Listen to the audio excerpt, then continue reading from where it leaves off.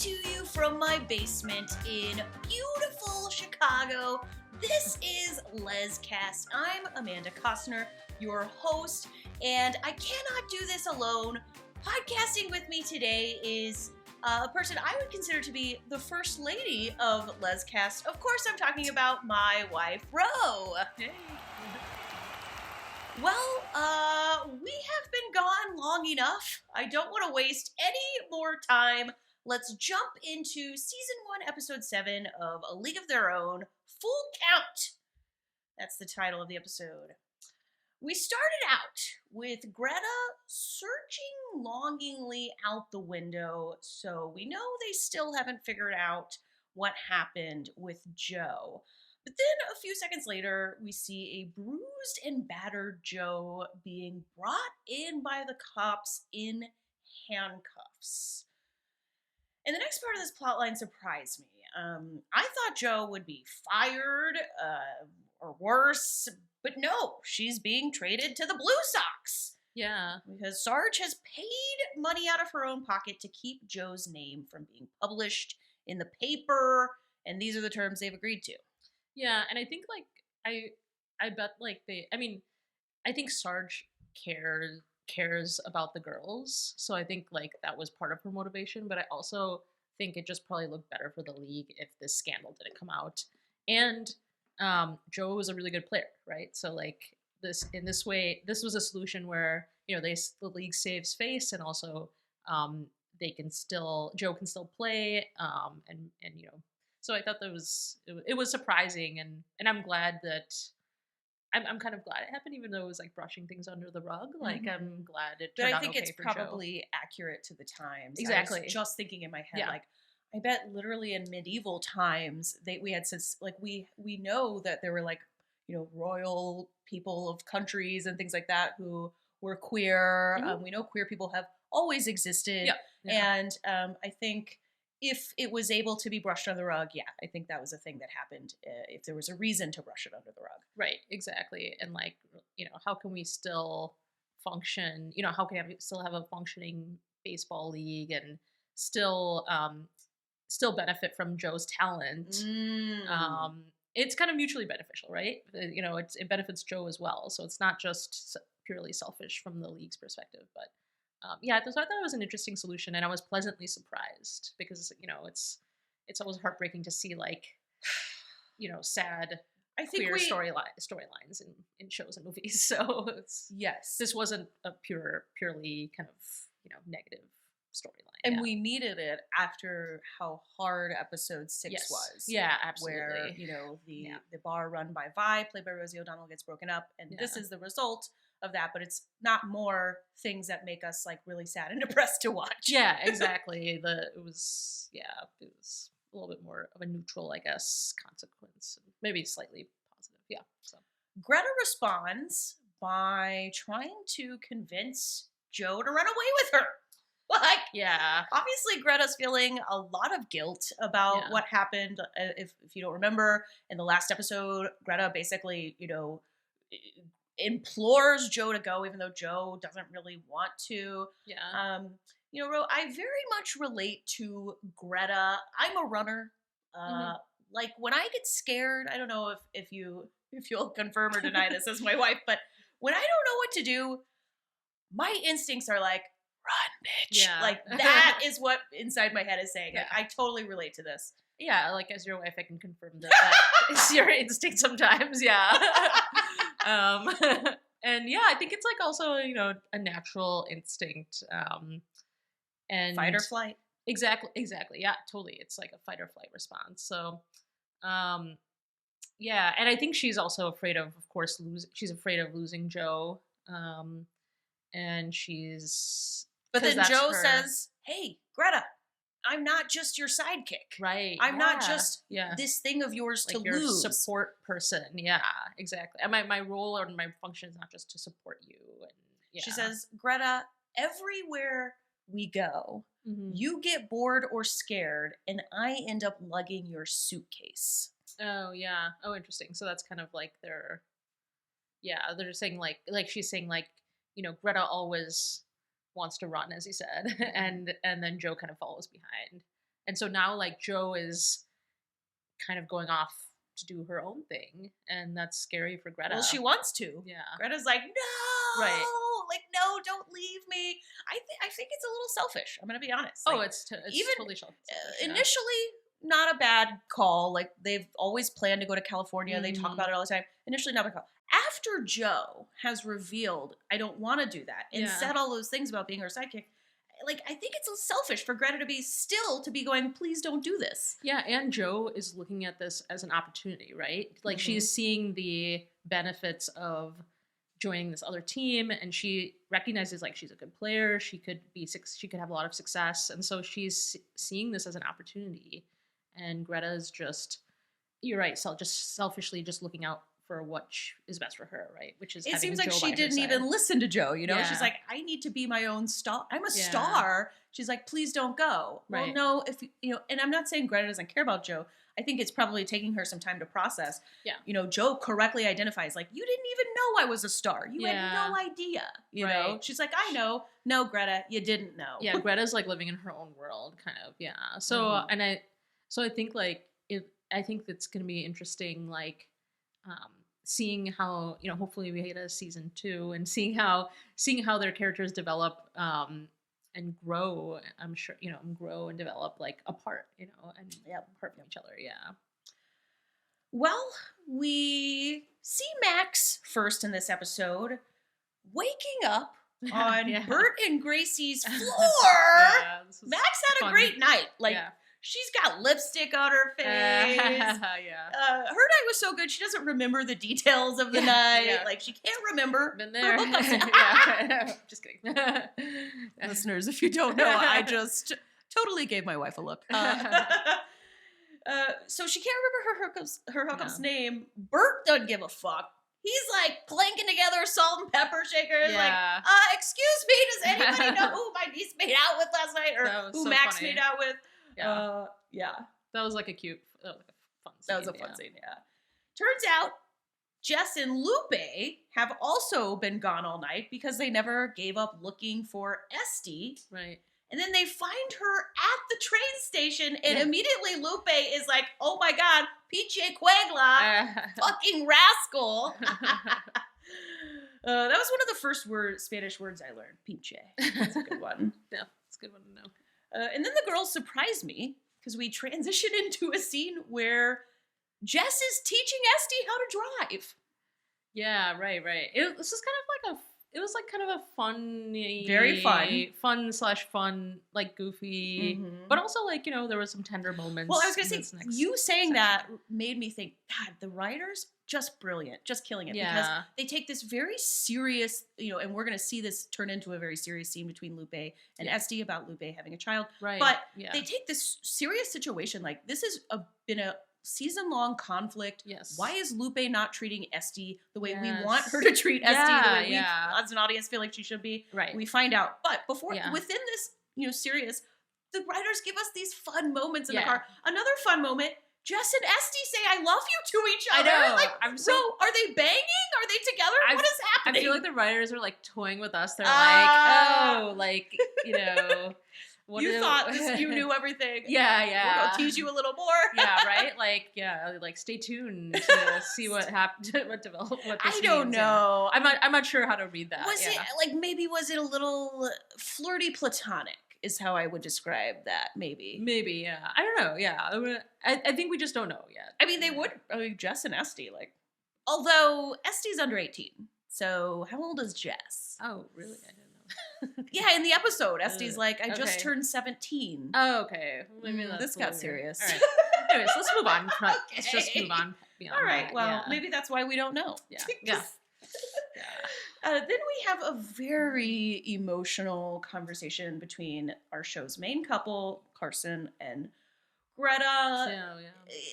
Not to be a lesbian buzzkill here, because, you know, I love a nice heart-to-heart between ladies, but why are Carson and Greta having this loud-ass conversation about things that could get them arrested while they know someone's listening at the door? Like, after the knocking, they keep having the serious conversation. Did you notice that? I didn't. I guess I wasn't paying attention that much. I didn't notice that as much, but all right. Yeah. Well, I noticed it, and I bet at least one other listener out there noticed it too. Yeah. Like Joe just got the crap kicked out of her. Not Yeah. to make light of that, but like safeguard yourself, Right, my right. 1940s queers. Like, Be safe. Yeah, right. Greta starts crying. She says, "Are you gonna leave your husband and your comfortable life for me?" Yeah. That was tough. That was hard. It was a hard scene, yeah, definitely. And then, of course, in my opinion, I think Greta says the next thing she says out of a desire to hurt Carson the way that Greta is hurting. And Yeah. she says, what we had wasn't real. Right, yeah. I think she's like, as you said, Greta's a runner, right? So she has to like, She's running from this too. Yeah, right. Mm-hmm. Yeah. She's totally running from this, and she, the only way she can feel okay with it is by convincing herself, or just saying that, this is meaningless, and I'm gonna move on. Yeah, it's tough. That was hard to watch. Right on cue. Guess who shows up? Ding, ding, ding! Charlie, the husband. Oh yeah. Right. So Carson goes downstairs. They immediately start making out while everyone is watching. Yeah, this was so uncomfortable. Yeah. Babe, you're so not awkward. you're not a big make out in public person, are you? Even if I just returned from war, you're not. You wouldn't want to. Well, maybe if you were talking more, right? Back with Esty, Jess and Lupe are in the car, and Esty runs the car off the road, but no worries, Ro.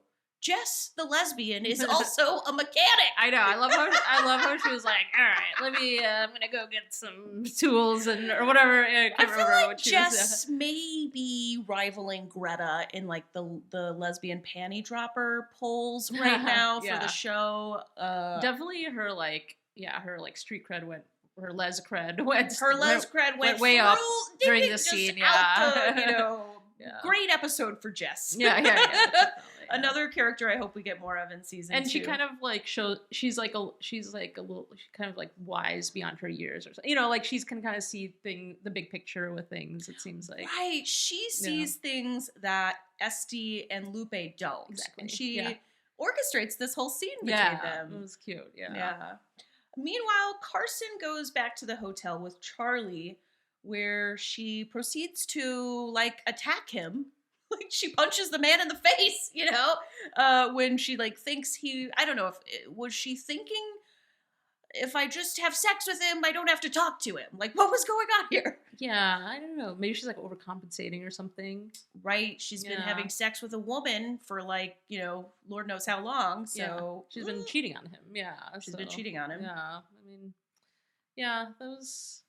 it's tough because Charlie was actually, he turns out to be a very likable character. He's not like a bad guy. Yeah, well, we watched the bonus video together where one of the showrunners, Will Graham, he says, like, we don't want Charlie to be a villain. Right. We want to do something better than that. That's already been done. Yeah, totally. And I agree. It makes it more interesting, and it's probably more realistic, to be honest with you. Like, people in real life are not villains usually. They usually have good qualities and bad qualities. You don't think there's real life villains? I mean, there's like some, but I have a few villains in my life that I think are real life villains. But most people, have good qualities and bad qualities, and So I thought you were saying most people don't have that, and it's just me who has the villains. No, so I thought it was it was interesting to see this relationship unfold, or to see how unravel, I guess. Really, I don't know. Well, it doesn't. Well, I mean, we're jumping ahead a little, but like, screw it. Let's just jump ahead. Yeah, I guess it doesn't. They end up later in the episode having what I feel like is supposed to be, denoted as like the resolving of the conflict. Right. Yeah. And I think I'm glad they did it that way in some ways because like that's accurate to the times. Yeah. Right. In other ways, Carson does not come clean with her husband. That's the reality. Is that she doesn't fully come clean. She doesn't tell him she's been having an affair. Yeah. And I think like she could have tried to come clean without putting herself at risk for being jailed. Although I don't know, did they jail women if they cheated on their husbands back then? Maybe that's what they did. Yeah. But she could have revealed to him she had broken his trust without revealing she was queer. Right. So for me, the resolving didn't work. That was a failure for me. Yeah, I agree. Like, she wasn't ultimately honest with him. Even like, I was like, even when she discovered he had received the letter she sent, you know, and I felt like that would have been her moment to like. Yeah, when he says, "You're right, I knew the whole time that you were unhappy," or not the whole time, but the last few months that you've been unhappy, and I've just kind of been pretending. She could have said, "Okay, I've also broken your trust. I've violated our trust," and like tried to start a dialogue about that. Right. Yeah, she didn't. Yeah. Maybe we're being unreasonable, though. No, but I also understand why she didn't, because what's the first thing you want to know if I tell you I've cheated? With who? With who? Yeah, right. No, can she really conceal that? Yeah. Sorry, that just threw my wife off. She's like, what? No, we're talking about you cheating? Like, I was about to say something really important to threw me off. No, I'm just kidding. Say the important thing, babe. I'm sorry. No, I don't remember. Clance and Max, they head to the factory baseball team meet and greet. That's what I'm calling it. Yeah. And they find out there is another woman who plays on the All-Stars, one of the other factory teams. I love it. Not only is there another woman, but Max quickly realizes she's Esther, the girl she just made out with at Bert and Grace's. Ro, have you ever started flirting with a girl and then it turns into a who's the better pitcher pissing competition? I mean, haven't we all? I feel like that is a thing in lesbian flirting. You can flirt and have competition. Yeah, I feel like lesbians love a little like competitive flirting. You know? It's like very hot. Yes, it is. Very like sometimes we'll play a board game together. And I'll just be like about to dominate you in the board game. And no, she always beats me at board games. But you know, it'll be like really hot, and then I'll be like, should we take this to the bedroom?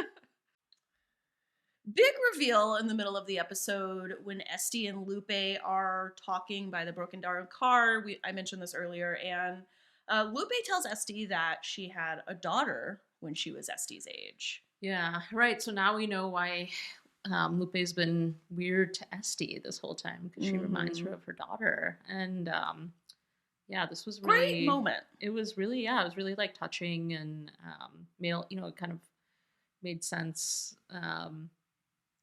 It kind of brought some closure to that storyline, and we get a lot of closure in episode 7. And I feel like that's like one issue. Like they don't really they haven't really tackled motherhood in this show. You know, not that they need to tackle. Well, they tackle it the most in this episode. Yeah, exactly. And not that they need to like address every like women's issue. No, they need to cover everything. Yeah. Why haven't we gotten a menopause episode yet? How dare you? But I thought that this was like, I thought it was really interesting, and like I'm glad they talked about it, because it's like it's another reality, right? And we find out two of the Mabel as well players. Mabel reveals to Shirley. Yeah. But is it okay? I hate to be like, again, the lesbian buzzkill here, but is it really an excuse for how she treated Esty? Yeah. Like, devil's advocate here. Not Esty's fault that you no longer have your child in your life. Well, she was like projecting on Esty, right? She had like she had guilt about how the things turned out with her daughter. Did she apologize with him? I can't remember if she explicitly apologized, but she like essentially apologizes. And and so I think she was like projecting on Esty because she reminded her of her daughter. Esty has Lupe's daughter's eyes. Right. Yeah. And so it was like kind of triggering, or some kind of like, reminiscent of that really like hard situation and hard decision she had to make. And do you think this kind of situation works in real life? Two of your friends are fighting, and you just create a ruse, like a mechanic car ruse. And just like force them together on the side of the road for a while. I feel like this would make me hate somebody. I mean, more. I don't know. Like maybe it would work. Like I'm gonna keep this in my back pocket now, like as a strategy. I am not gonna trust you. Problem solving strategy. Yeah. Max tells Clance she spent the night at her Uncle Bert's place. Yeah. And that he's not a quote-unquote freak. Right. Yeah. She kind of like comes out to, so not Kind explicitly, of. but like kind of. Is this 1940s coming implicitly. out? Yeah. Yeah. This is like the best you can do without getting arrested, maybe? She says it without saying it, you know? Like, but how many people still have to do that to this day? Yeah. I mean, yeah.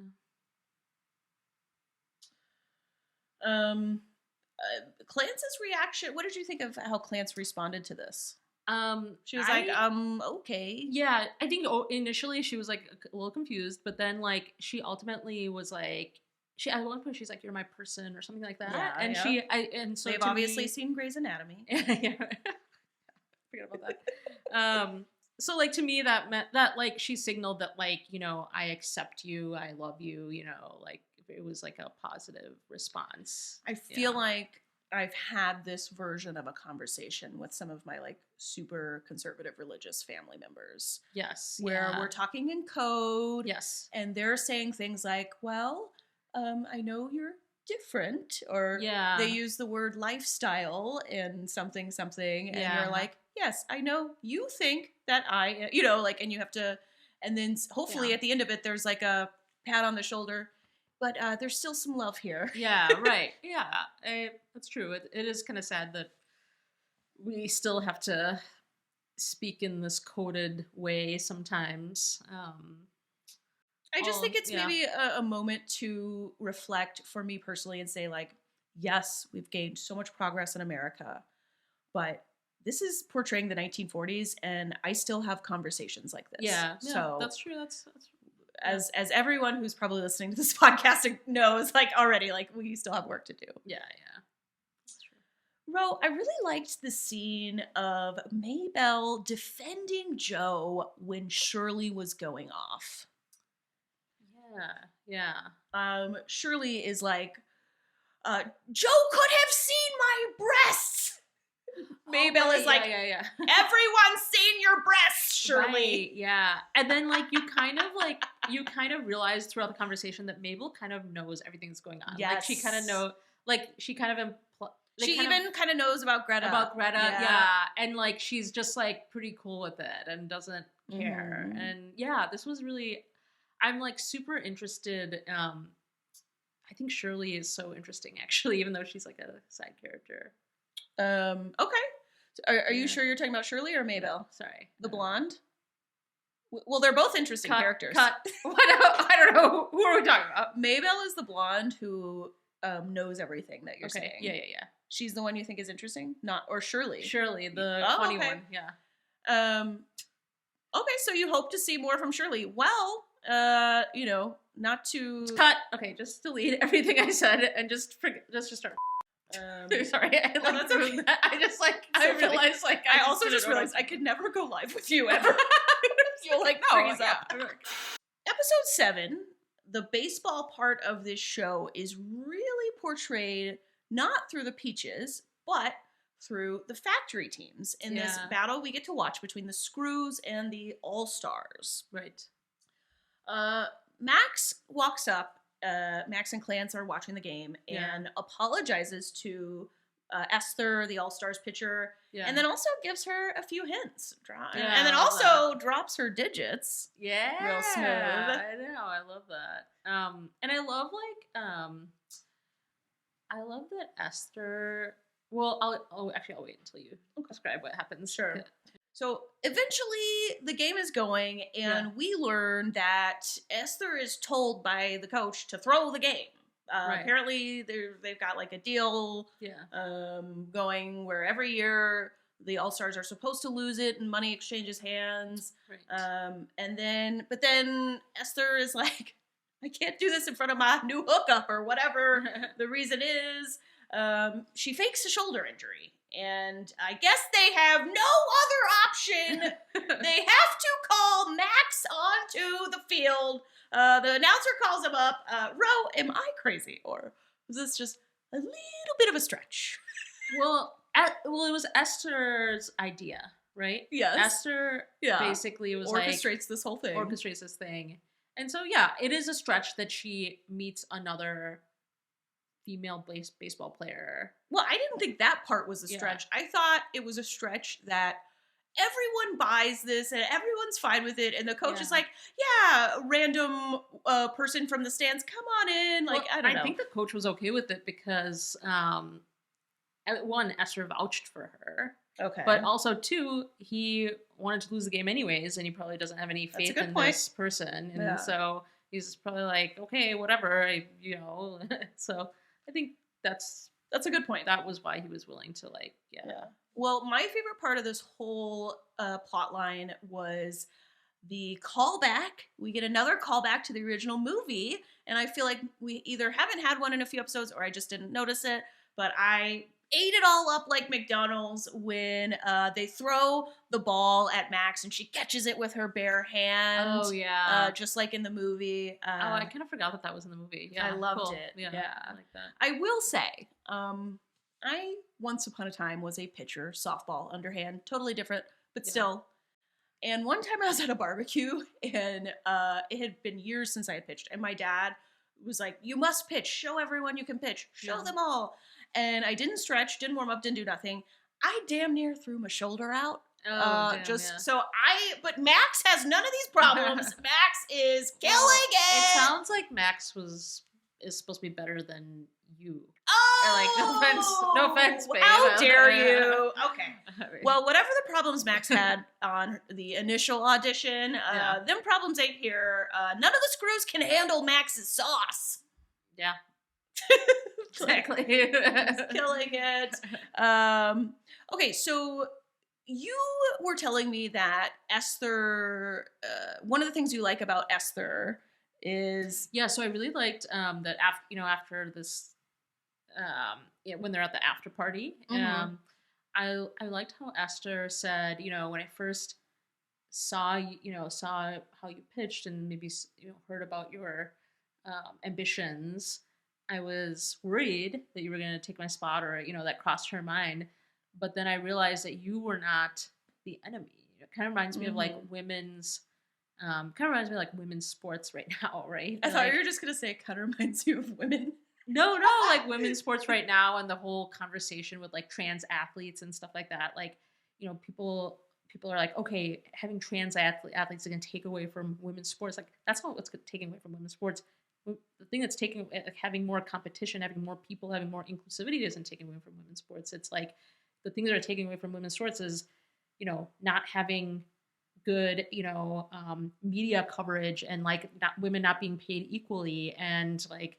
We're worried so much about the few trans women competitors. Yeah, exactly. We should be worried about, the fact that like all of our shit is shittier than men. Yeah, right. And we don't get as much support and financial, so I liked how she was like, so like there's enough room for both of us, and she gave her that opportunity to. Yeah. I think that's a familiar trope that women who exist experience across the board, is the idea that, and I think it's been talked about now openly, where we should move past fighting the one other woman in the space. Yeah, exactly. And I truly believe in all things, not just with women, but that, high tides raise all ships. Yeah, and exactly. So, what is going to help you? Will it help me? Yeah. We can help each other. Having more women in, positions of power and leadership positions is only going to make it easier for women, make it better for women. So I think that's so true. And so I thought it was like really cool that Esther thought about that and then gave Max the opportunity.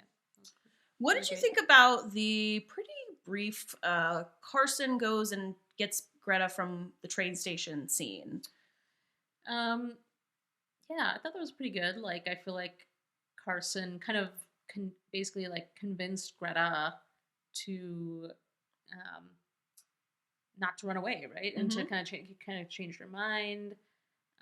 She's like, the peaches are real. Yeah. It was, it's like it's worth staying for this and not fleeing. That their team and also their relationship is worth kind of fighting for, or staying around for. Yeah, so I thought that was good. It was touching. I know we already kind of brought it up, but I do have to say again, at the post Screws All Stars game party, Max and Esther totally make out, like kind of in front of people. I know, not like in kind of front on the people. side, yeah. I was like, ah! Like I was like, oh my god, they're doing it.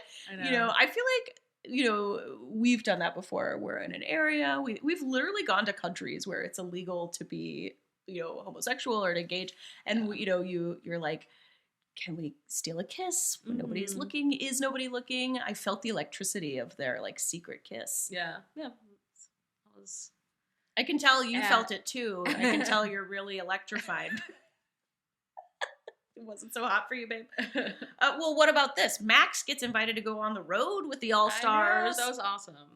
I mean, Max like finally has her own team, right? That's like been the big theme, is like she's never had a team, right? So I was really happy for her. I was very touched by that. Yeah. Yeah, it was satisfying because we haven't been able to satisfy this for 7 episodes. Yeah, Max has been struggling, trying to find herself, and she's like now finally like figuring out who she is. And some good stuff is finally. She's had a few breaks. Exactly. Go her way. Absolutely. Yeah. So I'm like really happy for her. I feel like she's gonna flourish. Yeah. Or I hope she will.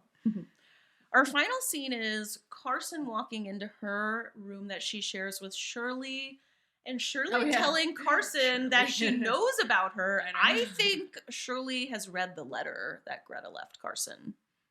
Yeah. Oh, she must have. Yeah. I was wondering. Yeah. That she has something in her hand. Yeah. I'm 99% positive that's the letter. That was funny because like earlier in the episode, I think she was like, everybody's gay. I bet Greta's even gay or whatever, queer or whatever. And then then she like kind of finds out. She was right. She was right, yeah. So she should be afraid of everybody's queerness. Be afraid, Shirley. Yeah. Ro, this almost felt like the series finale to me. Like, I know. Actually, after we were done watching it, I was like, oh, is this... Yeah, no. One more episode left. Yeah, I mean, like, besides the fact that the actual Peaches season didn't conclude, we get a lot of wrapping up in episode 7. Right. Yeah. So I'm curious to see how things progress in episode 8. I mean, I'm excited that there's another episode. Yeah. But, I mean, we still have stuff. We have to figure out about, you know, Clance and her husband. Yeah. Right.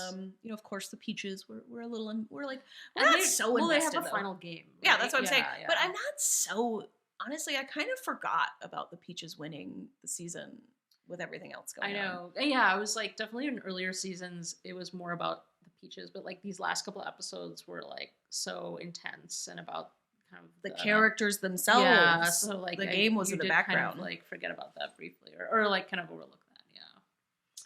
Yeah. Well, Ro, any other thoughts on episode 7 before we head into the final episode? No, that was a good discussion, and I'm definitely excited to see what happens in the finale. Yeah, me too. Listeners, I had a couple of weeks where I was traveling. I had a lot going on. Then on top of that, recently, unfortunately, we did lose our beloved feral cat, Rascal, that we've fed and taken care of for a couple of years. That was really hard. But I am here. I am excited to finish out this opening season of A League of Their Own. I know some fans are worried about the renewal. I'm not worried. I feel like we're going to get it. I am stoked to be recapping this season and to be, to recap one more episode, but I do think we're going to get a season 2. But anyways, make sure you're subscribed so that you can come back for the final recap. I'm going to be doing episode 8. And yeah, thank you so much for listening, Ro. Thank you for coming on to LesCast and also for being a great wife. Happy to be here.